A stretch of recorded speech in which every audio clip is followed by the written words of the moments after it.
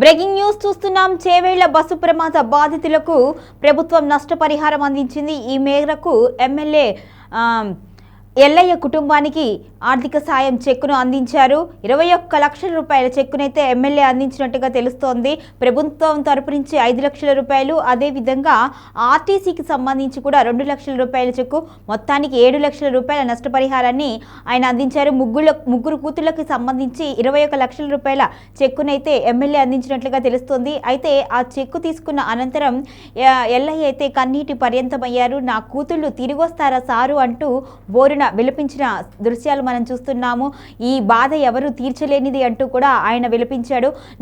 నా రెండవ కూతురు నెలకి 60,000 రూపాయలు పంపించేది, నా ముగ్గురు కూతుళ్ళు పంపించిన జీతం ఇది సారంటూ కూడా అతను విలిపించారు. దీనికి ఎమ్మెల్యే ఆయన్ని ఓదార్చారు. ఈ చెక్కును ప్రభుత్వం తరపు నుంచి ఎమ్మెల్యే అందించినట్టుగా తెలుస్తోంది. మొత్తం 21 లక్షల రూపాయల చెక్కుని తాండూరు ఎమ్మెల్యే మనోహర్ రెడ్డి ఎల్లయ్య కుటుంబానికి అందజేశారు.